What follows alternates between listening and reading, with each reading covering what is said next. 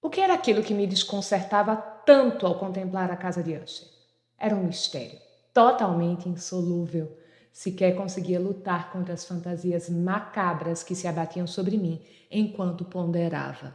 Fantástico, misterioso, sombrio, perturbador. A Queda da Casa de Usher é um ícone da literatura e não tem nada a ver com a série que a Netflix teve a ousadia de batizar com esse título para mobilizar os fãs de Edgar Allan Poe. Sem entrar agora no método de se a série é boa ou não, o fato é que ela nem chega a ser uma adaptação do conto original. O texto de Poe é uma obra de terror psicológico sobre amizade, isolamento, decadência e saúde mental e talvez sobre mansão assombrada. A série é outra história, uma história totalmente diferente.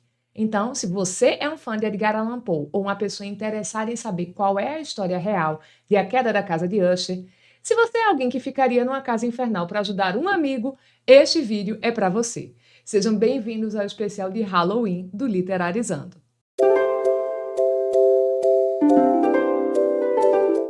Oi, eu sou Bianca Campelo, professora de literatura e uma apaixonada por histórias de terror e de horror.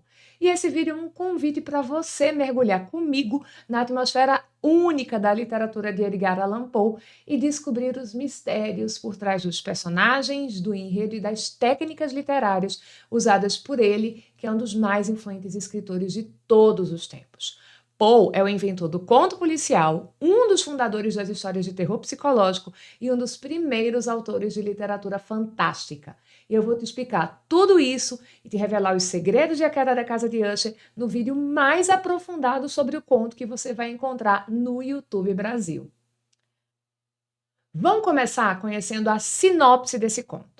A história é o relato de um narrador sem nome, em que ele informa sobre os eventos perturbadores que presenciou na casa de Roderick Usher. Esses eventos perturbadores estão relacionados à doença que o Roderick está sofrendo e que parece ser um misterioso mal de família, uma doença nervosa que faz o Roderick sentir cheiros, sabores, sons e texturas em uma intensidade em que tudo é uma tortura para ele e que faz também ele sentir dores agudas o tempo todo. E, gente, é uma situação muito triste que no texto é bem marcada por paradoxos, porque olha só, o Usher só consegue comer comidas insípidas porque os sabores são intensos demais para ele. A audição dele é extremamente sensível, então a casa tem que ficar em silêncio. E se a visão dele é extremamente sensível, ele só consegue ficar na escuridão. A vida do Usher, portanto, é bem sem sabor e ele só se sente confortável se tudo estiver parado, em silêncio, no escuro. A casa de Usher é um lugar que não pode dar sinais de vida, grava essa informação. Para completar a situação, Madeline, a irmã de Roderick, também está muito doente, mas ela parece sofrer uma doença oposta do irmão, porque se o Roderick está sofrendo porque ele não consegue se desligar do mundo, ele ouve cada barulhinho, sente cada cheiro, a Madeline, ela está sofrendo há muito tempo de apatia e de vez em quando ela fica cataplética. Ou seja, ela fica com o corpo todo duro, ela não reage a nenhum estímulo físico e você quase não percebe sinais vitais nela. A Madeline come a casa constantemente e não tem sinais de vida. E é na companhia dessa gente adoecida que o nosso narrador vai passar vários dias, até que uma coisa acontece, em uma noite aterrorizante que eu vou te explicar mais para frente. Porque agora, para a gente avançar e aprofundar essa análise, é extremamente importante eu te apresentar algumas ideias que o Edgar Allan Poe tinha sobre literatura, porque são elas que mostram para a gente como é que ele construiu A Queda da Casa de Usher para ser um conto fantástico e uma narrativa de terror psicológico. Uma das grandes características de Edgar Allan Poe é que ele considerava o conto como a melhor espécie de narrativa para atingir uma coisa que ele chamava de unidade de efeito. Esse efeito era a emoção que os leitores teriam a partir do estímulo da obra. Para o Poe, o conto era a forma narrativa que conseguia a maior unidade de efeito, porque, como é uma narrativa breve com poucos elementos, é possível dirigir todos os elementos da composição para provocar essa única emoção. Uma coisa que não dá para você fazer em um romance, por exemplo. Como em um romance tem muitos núcleos de personagens, várias tramas paralelas, cada conjunto de personagens e cada trama tem uma função narrativa e o leitor é estimulado a sentir diferentes emoções. Essa ideia de que o escritor deve buscar uma unidade de efeito no texto literário está num texto chamado A Filosofia da Composição, que o Poe publicou em 1846. E tanto a filosofia da composição como a queda da casa de Usher, você pode adquirir no link que eu vou deixar na descrição do vídeo e no comentário afixado. Se você fizer essa ou qualquer outra compra a partir dos links, ajuda o canal financeiramente sem gastar nada mais com isso. Em filosofia da composição, Poe estabelece que uma obra literária deveria ser inteiramente planejada pelo seu autor para ter uma unidade de efeito emocional. Para conseguir essa unidade de efeito, o escritor deveria escolher a emoção central que ele deseja provocar no público e manipular todos os aspectos do texto para provocar essa emoção. E as emoções mais intensas, as mais impulsivas, aquelas que a gente menos controla racionalmente, são o horror e o terror. Esse é um dos motivos para o Poe ter se especializado em narrativas sombrias. Ele não fez apenas textos macabros, inclusive ele escreveu sátiras e obras cômicas, mas ele se dedicou realmente para o terror e para o horror. Aqui no canal a gente tem um vídeo sobre a diferença entre narrativas de horror e de terror, que eu vou deixar também na descrição e nas telas finais. Se você não viu ainda, vai lá conferir depois. Sabendo dessa filosofia da composição de Poe, é a hora de a gente observar como foi que ele manipulou os elementos da narrativa para conseguir o efeito de terror psicológico, que é o principal efeito da queda da casa de Usher, e também a construção do fantástico. E a gente vai descobrir isso junto, analisando a trajetória emocional do narrador desse conto. Esse personagem é o aparelho simulador de emoções que o Poe construiu para a gente brincar. E esse é o primeiro segredo da composição de A Queda da Casa de Usher que eu vou te contar. Ele tem um bom aparelho de simulação de emoções. Para que um texto literário consiga provocar na gente emoções, ele precisa de personagens críveis que funcionem como uma pessoa funcionaria na vida real.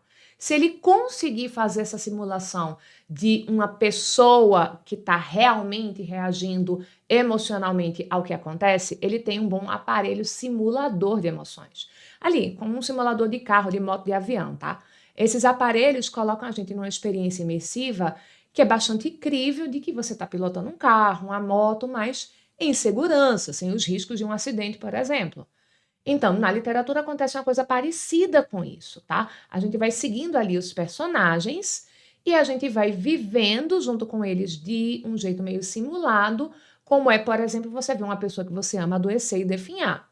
Se o personagem é bem feito, a gente tem uma simulação emocional da tristeza, do medo, mas não são as emoções que a gente viveria no mundo real se passasse por essa experiência horrível. São versões suavizadas, simplificadas e seguras dessas emoções. Por isso que é uma espécie de um simulador de emoções. Em A Queda da Casa de Usher, o narrador é o personagem que foi construído para ser esse nosso ponto de contato emocional com a narrativa. O texto é todo focado em nos mostrar a experiência dele enquanto ele está visitando a casa de Usher e os sentimentos que ele vai vivenciar ali nesse período. E o principal desses sentimentos, aquele que ele mais vai transparecer, é uma inquietação que cresce, vira angústia e depois evolui para terror. A inquietação surge já no primeiro parágrafo do texto, sob a forma primeiro de um estado depressivo que ele diz que ele sente no momento em que ele vê a casa de Usher. E isso acontece porque, pensando na unidade de efeito, Poe construiu a casa e o espaço ao redor dela com características típicas de uma narrativa gótica. Inclusive, o interior da casa também vai ter essas características: um piso de madeira preto, arcos góticos, tapeçaria. Do lado de fora, os clichês clássicos, com árvores mortas, um lago silencioso que parece sem vida. Até o ar dessa região parece parado, morto, acumulando um vapor mal cheiroso, com a aura meio mística. O narrador usa essa palavra, inclusive. É um lugar que externamente tem aspectos repulsivos que chegam ali a entrar no campo do horror. E aí, lembra que eu te falei que o interior da casa é um lugar que parece que não tem vida por causa da doença do Usher? Então, por coincidência ou não, essa falta de vida também está do lado de fora. Inclusive, o exterior da casa está cheio de pontos de mofo, como se ela também tivesse sendo consumida por uma doença. À medida que os parágrafos vão passando e o narrador vai ficando ali mais tempo em contato com aquele lugar, o incômodo dele vai se intensificando e uma reação que o leitor tem é se perguntar, mas por que que esse cara não vai embora, né? Então, a motivação do narrador para ignorar os sinais de que não é exatamente uma boa ideia ficar por aqui é que ele viajou de muito longe até ali para atender a um pedido de um grande amigo de infância e de adolescência. O conto não relata pra gente o passado dessa amizade, ele só menciona que ela é muito antiga e fica então implícito que se ele fez esse esforço todo para chegar ali, eles realmente são melhores amigos. Essa falta de contextualização eu sei que incomoda muita gente, mas lembra que Paul pensava que tudo num texto literário estava ali para contribuir para o efeito? Então a lacuna é uma lacuna intencional. Qual é o efeito de deixar uma pergunta sem resposta? Perturbação, é. Pergunta sem resposta deixa a gente inquieto, angustiado, e o que é que o narrador vai vivenciar nesse momento? Ele fica inquieto e angustiado quando ele está na casa. Ele está cheio de perguntas sem respostas. Olha a unidade do efeito em ação. Então, a primeira emoção do narrador é a inquietação, certo horror, a angústia provocada pelos elementos do espaço, mas ele passa por cima disso em nome do afeto por uma pessoa querida. O leitor recebe também os estímulos para passar por essas experiências emocionais a partir das descrições que o narrador faz do espaço e pelas informações implícitas e explícitas sobre o Usher e a amizade deles. Chega então o momento do encontro dos dois personagens. Primeiro, o narrador vai falar sobre os modos do Usher, sobre os sentimentos que ele desperta, que são piedade e admiração, e então ele revela o motivo dessa admiração, que é um espanto. A doença tornou o Usher irreconhecível. Ele está tão pálido que parece um fantasma.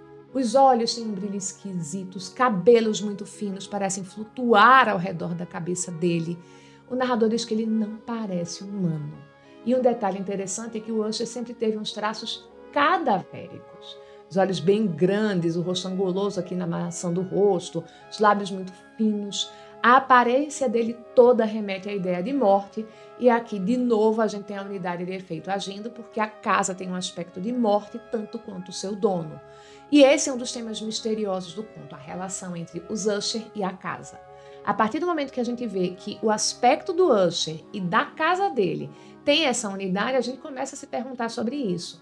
E temos então 3 hipóteses. Possibilidade número 1. A casa está adoecendo os 2 irmãos, tem alguma coisa no lugar que está consumindo a vida deles e matando os 2. E veja que a hipótese tanto pode ter uma explicação sobrenatural, uma maldição, ou algo natural, que a ciência explica. Sei lá, o vapor lá do lago é venenoso e está envenenando todo mundo aos poucos.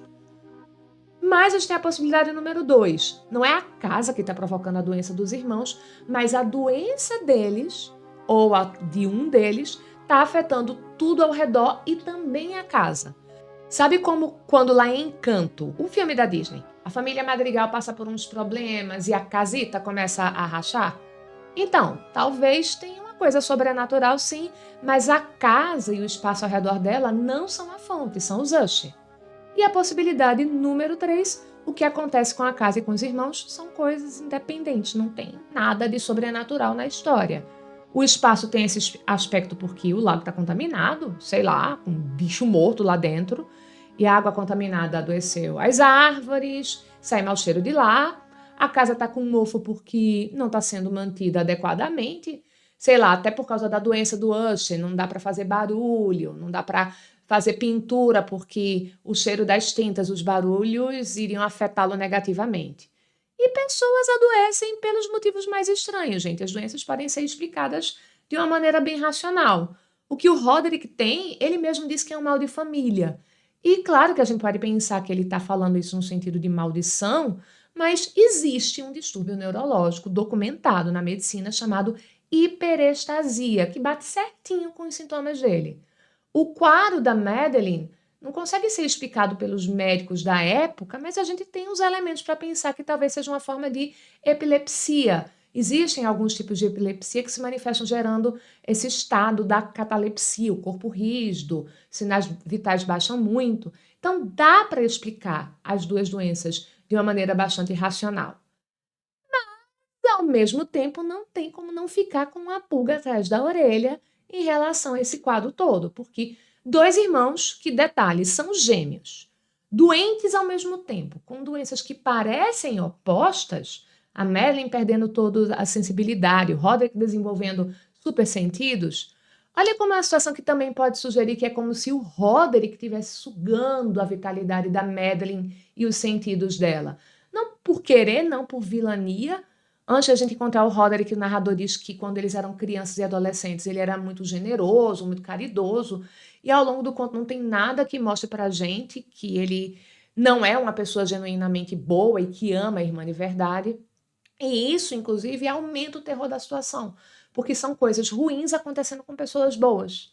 É uma lição que Aristóteles já dizia para a gente quando ele falou da tragédia, que a tragédia tinha maior efeito sobre o público se o personagem que está sofrendo tem uma certa inocência, se ele errou sem saber ou sem conhecer a dimensão do erro dele.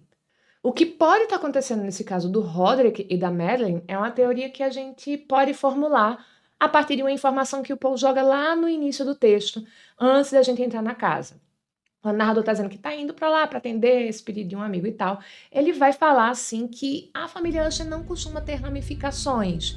Isso quer dizer que na árvore familiar só tem um Usher por geração, o que é bem estranho, porque essa é uma época em que as pessoas tinham muitos filhos, então ou eles têm problemas muito sérios de fertilidade na família Usher, ou simplesmente as pessoas deixam de existir e sobra somente um em cada geração. E como quando as mulheres nessa época se casavam, adotavam o nome do marido e os filhos não eram identificados como sendo da família delas, só sobrevivem homens. Olha só quanta hipótese interpretativa deliciosa e o quanto a gente não tem para conversar. Olha só quanta hipótese interpretativa deliciosa e o quanto a gente não tem para conversar sobre esse conto só a partir dessas reflexões sobre a relação entre os Usher e a casa deles. E se você chegou até aqui no vídeo, é porque você está gostando da análise. Então, deixa um like e comenta "Eu vi os Super Gêmeos" para eu saber que você chegou até aqui na nossa sessão de teorias sobre a queda da casa de Usher. E agora, vamos descobrir o que acontece com o narrador para isso que começa como um sentimento de inquietação e de angústia virar terror. Essa evolução vai acontecer no desfecho do conto, e isso, é claro, acontece numa noite de tempestade. Antes dessa noite, teve uma coisa horrível que aconteceu, mas que eu não vou revelar para não estragar a tua experiência de leitura.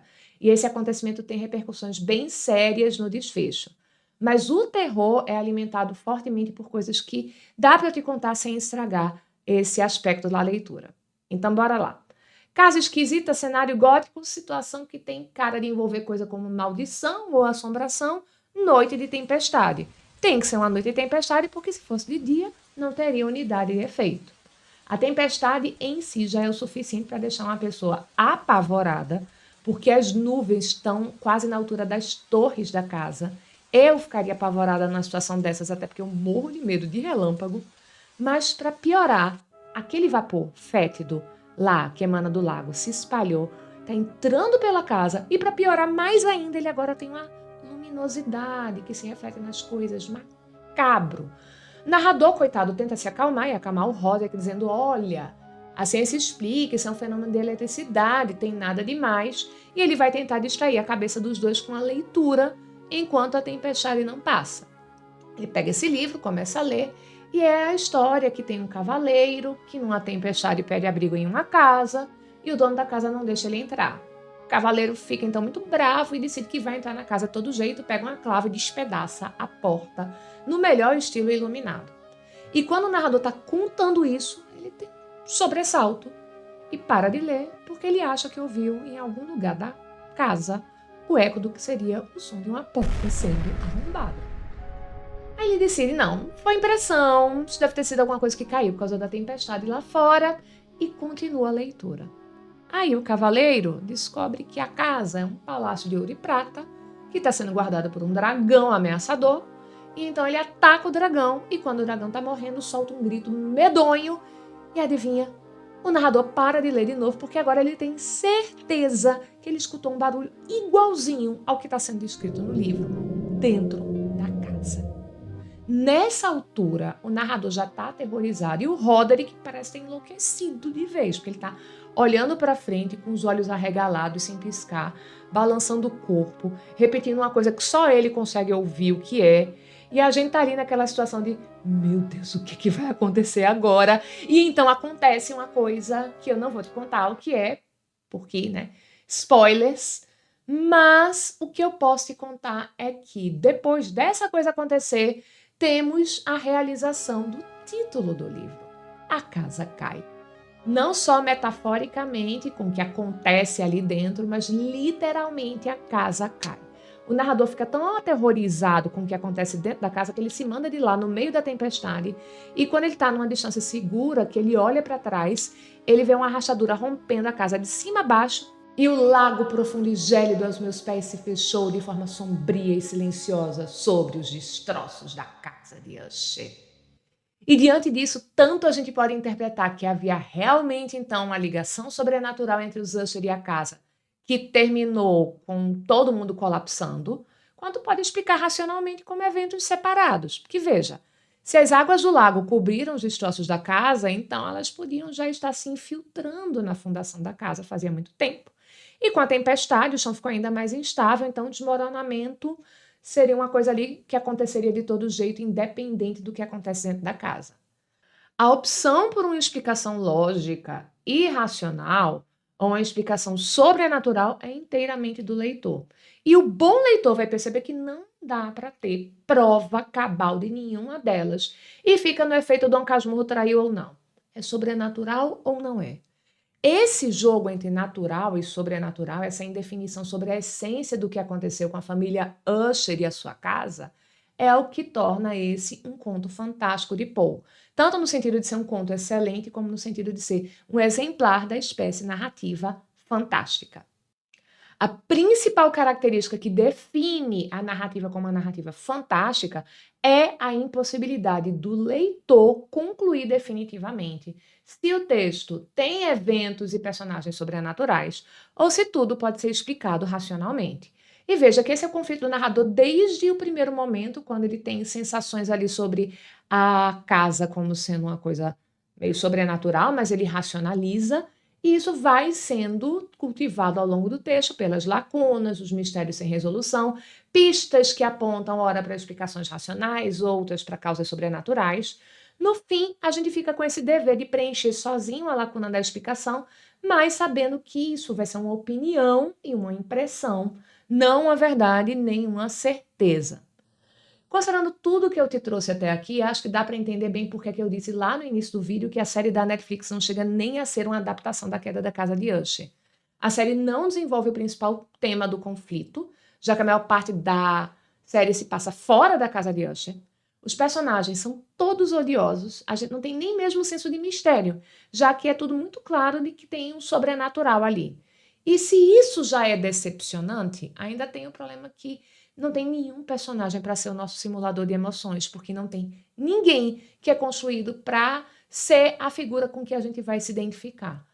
Todos os membros da família são desprezíveis, só se salva a mocinha, a Lenore, e ela é um personagem, na verdade, terciário, né? Ela é da família, mas ela está ali na terceira escala de importância e todo mundo que está nessa posição está servindo ali para mostrar como os Usher são desprezíveis, egoístas, mesquinhos. A série apela muito mais para o choque, mostrando uso de drogas, gente pelada em ambiente underground, numa pegação coletiva, horror corporal bem repulsivo. Ela tenta pegar mais pelo escândalo, pelo choque e abandona o terror psicológico. E entendam, eu sou uma pessoa que curte filmes como Transporting, Requiem para um Sonho, que são pesadíssimos. As séries da HBO, eu sou uma pessoa que vê a morte do demônio para relaxar. Eu não me incomodo com narrativa que explora sexualidade, violência ou horror corporal. O problema é depender só disso e de reviravolta para provocar emoção no público, porque você não soube ou porque você não quis construir uma identificação emocional que te faz temer pelos personagens ou torcer por eles. Porque você vai lá, né, vê isso tudo e fica só indiferença. O choque é só sensacionalismo. Uma experiência totalmente diferente de Residência Rio, de Mansão Bly, que eu não curto o desfecho, mas funciona o apego dos personagens. Totalmente diferente de Missa da Meia-Noite. Lá você tem esses personagens com que você se apega. E Residência Rio e Mansão Bly são adaptações de obras literárias, mas adaptações mesmo, que discutem os temas do original, trazendo o seu próprio olhar, pensando num contexto mais próximo do nosso. Resumindo, a série tentou hipertrofiar o conto, que poderia ter sido muito bem adaptado em um episódio de série, despedaçou a unidade de efeito dele, misturando com um monte de outras narrativas do Poe, e virou uma maçaroca que não provoca emoções genuínas. Eu acho que o pessoal leu os contos do Poe, mas não leu ou não entendeu a filosofia da composição dele, e por isso não conseguiram nem mesmo fazer uma adaptação. E você, já tinha lido o conto da Queda da Casa de Usher? Qual é o seu conto favorito de Edgar Allan Poe? Você está assistindo a série da Netflix? Qual é a sua opinião sobre ela? Me conta que eu quero saber. Se você gostou do vídeo, se inscreve no canal e acompanha a playlist especial de Halloween e os outros conteúdos que eu produzo por aqui. Um beijo e até a próxima!